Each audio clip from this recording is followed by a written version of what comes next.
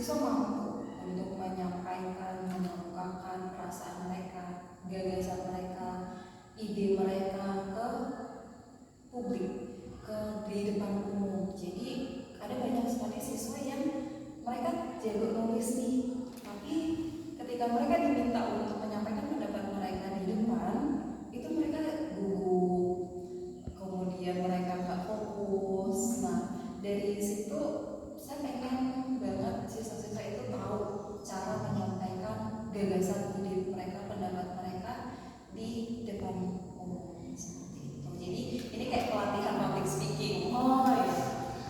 Ya, dari apa yang boleh disampaikan tadi, artinya bagaimana mereka untuk dapat berbicara dengan orang lain, public speaking yang bagus, dapat menyampaikan ide-ide, gagasan yang mereka miliki.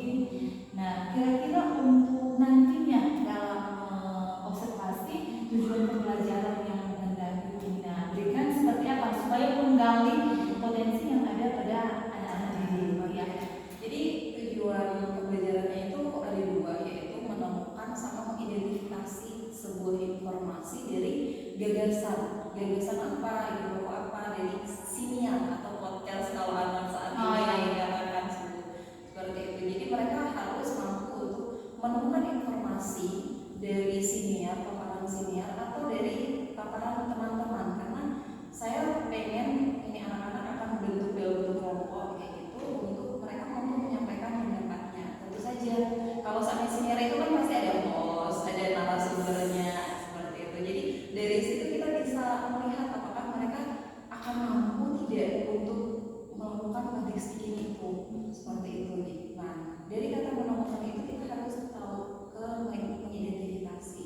Jadi apakah siswa mampu untuk melakukan identifikasi informasi yang sudah mereka temukan pada paparan senior yang sudah ditayangkan atau dari siswa, dari teman kelompok yang lain seperti itu.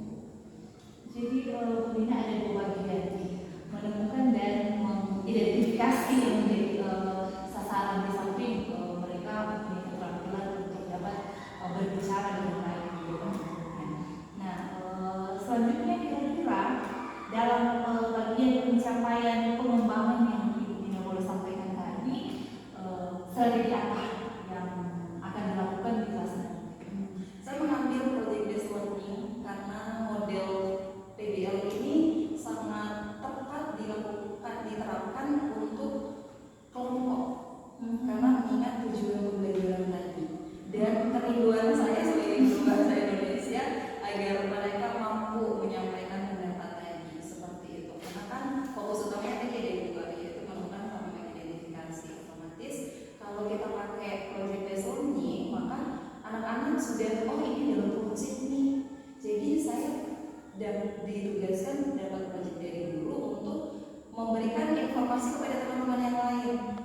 Sekalian kita harus mampu menyampaikan pendapat mereka, gagasan mereka tentang topik yang sudah anak-anak pilih.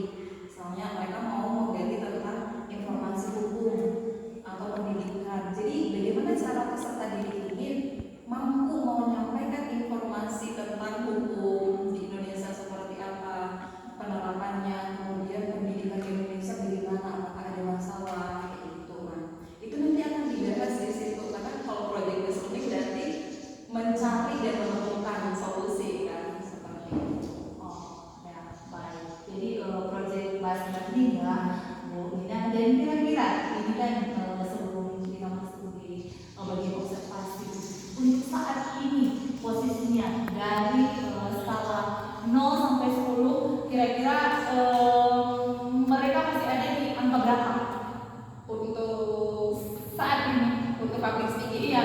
Oke, kalau untuk public speaking karena sebelum-sebelumnya kan sudah masuk untuk mereka secara individu nih, mereka mampu menjawab pertanyaan, bertanya kepada guru ketika proses belajar mengajar. Itu kan juga pasti ada penilaiannya kan, apakah mereka mampu atau enggak. Hanya saja total atau persentase anak-anak yang mampu menyampaikan, bertanya atau menjawab pertanyaan ketika di dalam proses belajar mengajar itu hanya kurang dari setengah